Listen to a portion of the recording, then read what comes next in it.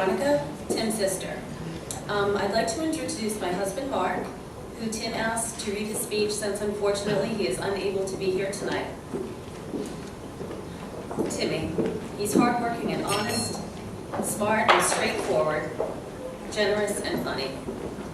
Anyone who knows my brother knows that you can always count on him to be there for you when you need him, whether you're his teammate, his friend, or in his family. I love you, Tim, and I'm so proud of you.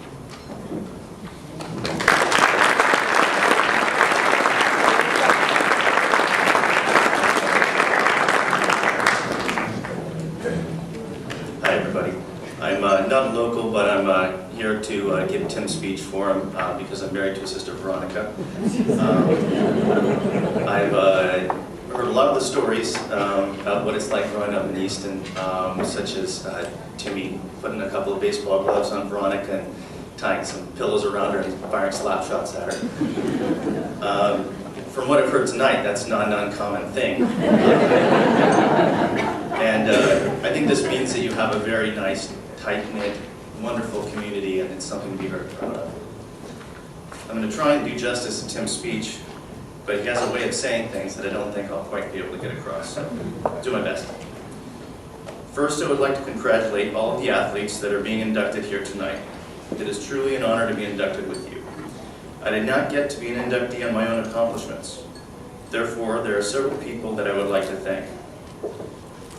I have to thank both my coaches and teammates.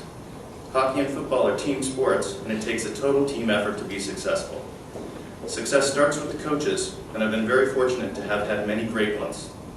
Starting out in youth sports, I've had the pleasure to be taught not only the game, but also sportsmanship and character by the following coaches: Gene Jones and Gil Haino in youth baseball, Howard Kershaw and Kerry Hawkins in youth hockey. All were parents first and coaches second. They taught life lessons along with the X's and O's in sports, and their dedication and desire to be successful was passed on to all of us. They made playing sports fun. Moving on to the high school level was both exciting and mysterious at the same time. And again, I was fortunate enough to have had great coaches and motivators.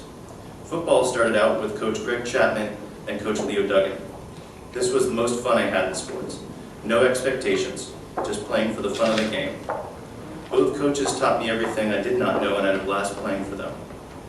Next up was varsity football with Coach Jim Marshall and Coach Ed Lemish. These two were legends. Coach Lemish had over 100 defenses and had a certain way about himself that motivated everybody to their fullest.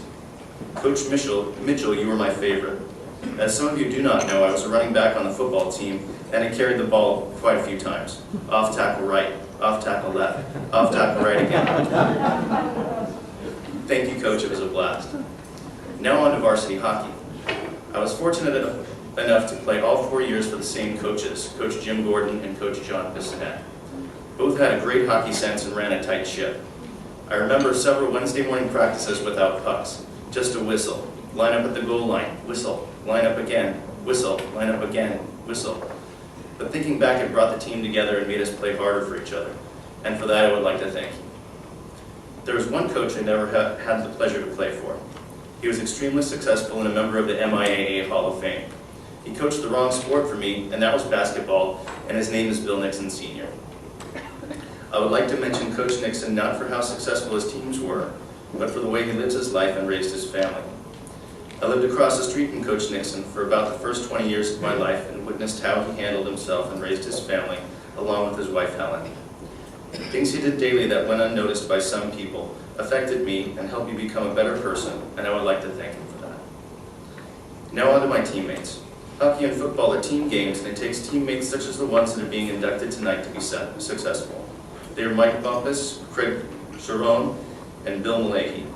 All were great teammates, and I look back on both sports with great memories and even greater laughs.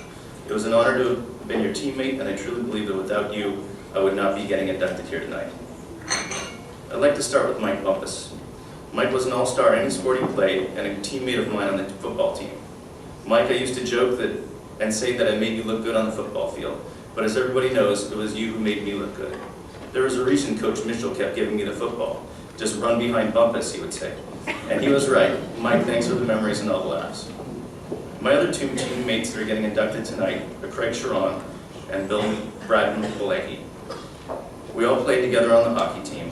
Craig and I played together for all 4 years on the varsity team, and just like Mike, Craig made me look good. Craig played center and I was a defenseman on the team.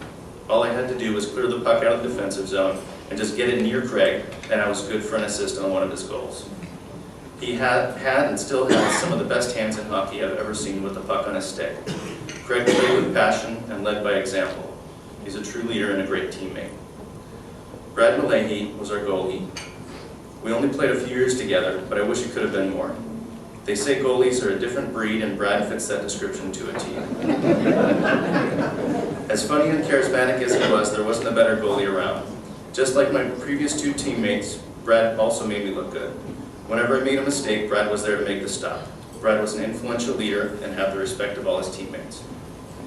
The things that mean the most are the friendships that you make and take along with you your entire life.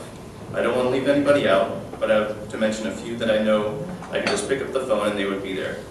Jim Nixon, Ed MacGyver, Bill Nixon Jr., and Dave Malahi. And I know you know that I would be there for you. Now for the most important part of this family in my entire life, I would like to thank my family. They're my father Richard, my mother Barbara, my sister Veronica, my brother-in-law Marc, I love you all. I would like to thank them for not giving up on me, giving me that extra push, and keeping me grounded. My parents and sister went to all of my games and were always there for support and encouragement. Growing up, my sister and I always had whatever we needed. Whether it was for school or sports, our parents always provided whatever it was we needed, even if it meant our parents sacrificing for a benefit. At the time, we didn't realize what you did for us, but as we grew older, we realized what you went through and all of your sacrifices. And speaking for both my sister and myself, I would like to say thank you. Thank you for everything. We both love you very much. Thank you again and enjoy the rest of the night.